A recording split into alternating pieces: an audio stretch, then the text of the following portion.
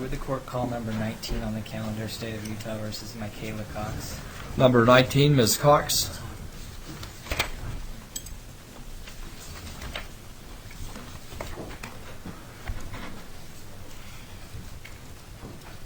And we're here, first of all, to address bail. The state's on notice and prepared to address that. Okay. So let's see, what is her bail at presently? Her bail is set at $50,000 cash only. Okay. Ms. Cox does have a right for bail to be set, and with that right it is her right to have a reasonable amount of bail. At first glance, considering the number of charges that are before the court and the severity of the charges and the nature of the charges, $50,000 might seem reasonable, but looking a little bit closer, I think that that is an unreasonable amount of bail in this case. The allegations stem from when Ms. Cox was 8 years old through 17 when she was a juvenile. She's now 24, is that right? She has gone to college. She's spent some time at Utah Valley University, where she was president of some clubs. I recently saw a video of her trying to win Miss UVU. She transferred up to go to the University of Utah, where she was enrolled for this semester. She has dropped those classes because she's been obviously unable to attend. She's been living a productive life. These allegations are a delayed report of 7 years. She's been living a productive life for the past 7 years, not posing any danger to society. The police report and I believe the probable cause statement and the information mentions that she hasn't had contact with the alleged victims for quite some time. And there is the two aspects that we consider when we're setting bail is the danger to society. That's what I've been speaking to, is that she has been in society and been a productive member of society and doing, I think, what we hope that young people her age would do, is go to college and be active in the community. She has a large support group. Many of them are here today. Those that could get off work, they're here on the front row. If they could stand up to show their support. Thank you. She's been involved in poetry, where she's been in a poetry club, a club of sorts, right? Just a very active person in the community. I think that any harm to the community that could be even fathomed could easily be protected against with a simple order from the court that she have no contact with any children, if that is the concern of the court. Well, where's she currently? Is she currently living with a family, or is she living on her own, or what's she doing? She is living. I'm just currently living on my own. Okay. Going to the university, living in Salt Lake County. Mm-hmm. She's engaged to be married. Her fiance is here today, is one of the people who stood up. Okay. As far as is ensuring that she be able to, ensuring that she return to court, a small amount of money can do that.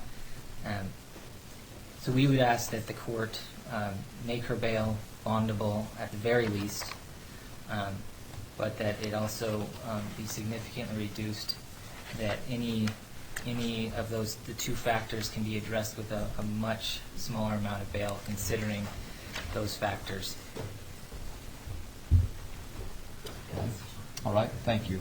Mr. Johnson? Yeah, Judge, the father of 5 of the 6 victims is here and would like to address the court briefly. All right. That would be fine. Keith Smith. Okay. So would you like to come forward and? Come on up to the podium.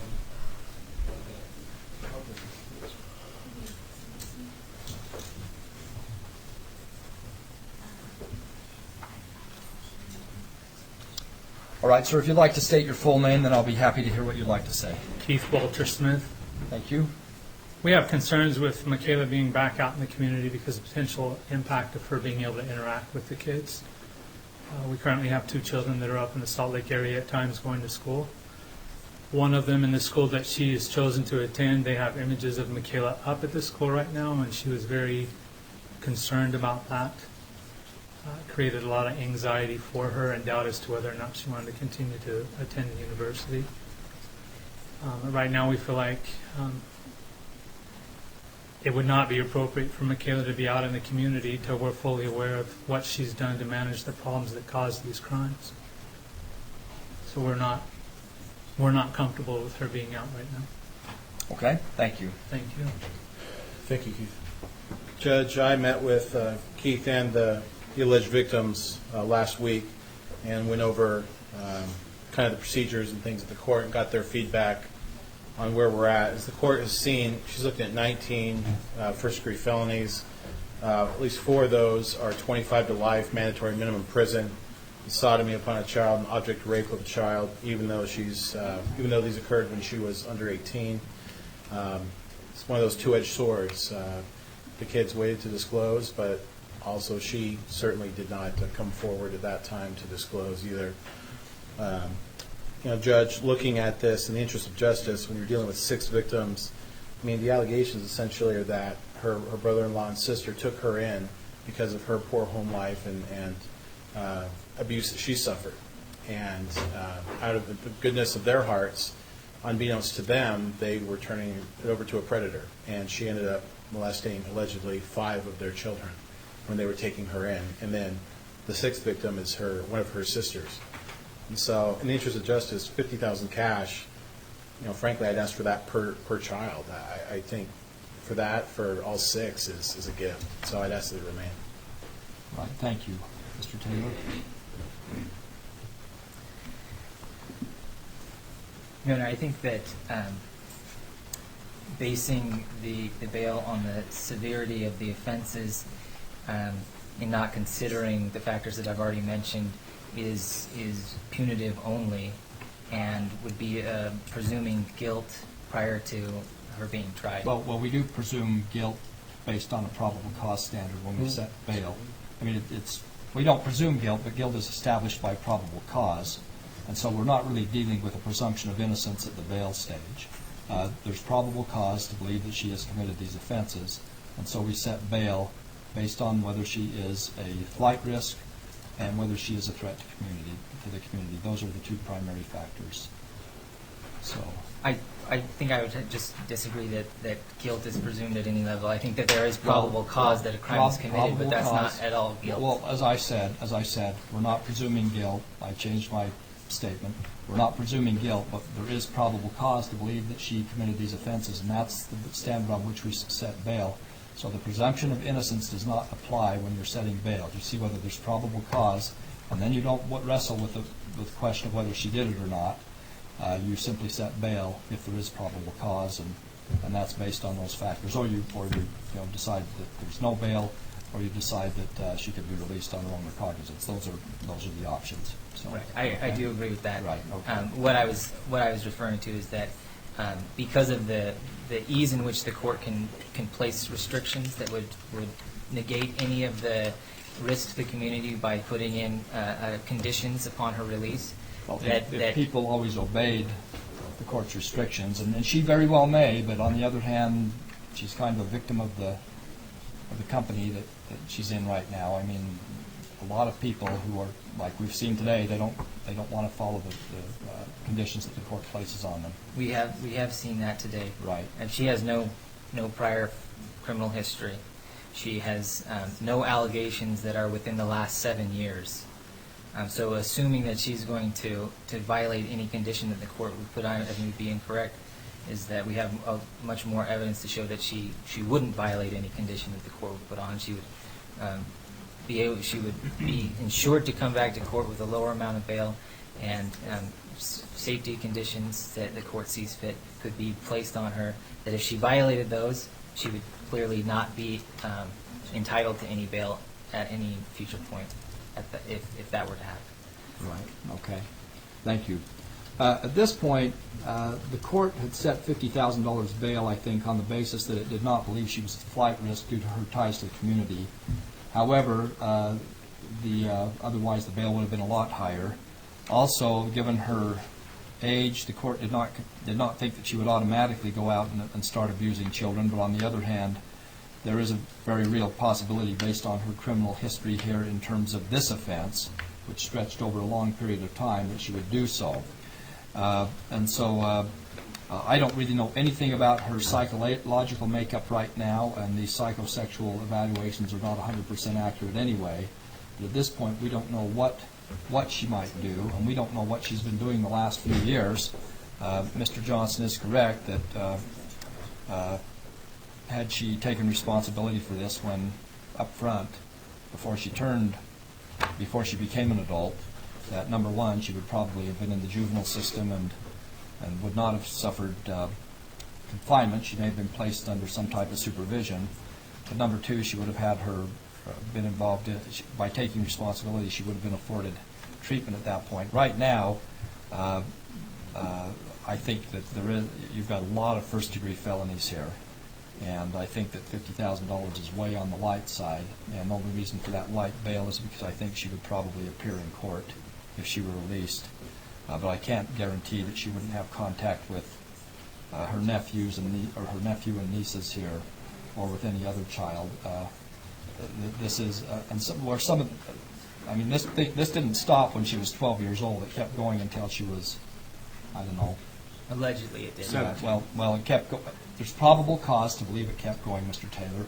The court is not going to argue guilt and innocence here. She is presumed, not presumed, but she has probable cause to believe that so I'm not going to say that we ought to release her because she maybe didn't do it. Okay? We look at probable cause, and that's what we have here. So I'm going to leave the bail as it is. She addressed the court. Well, I've already spoken, but she can address the court, but I've already made my ruling, so you can address the court now. Your Honor, as far as the allegations, they are just that.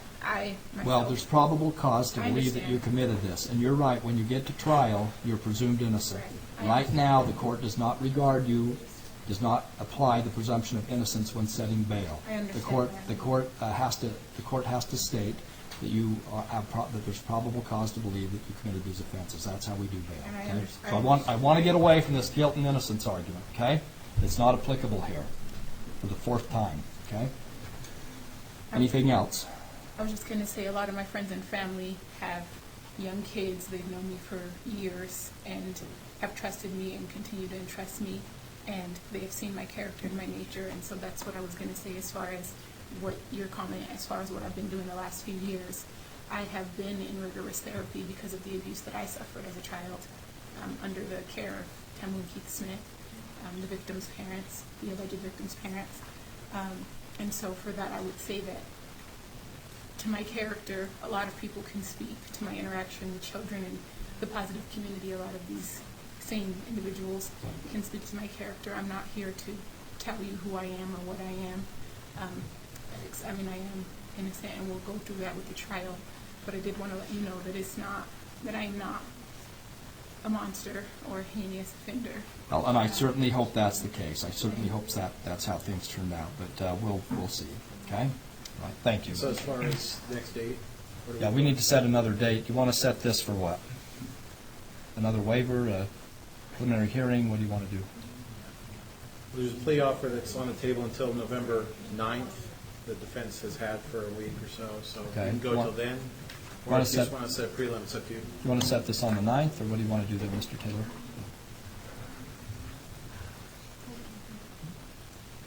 Your Honor, I'm actually not going to be available on the 9th. You want to do the 16th, or what's your pleasure?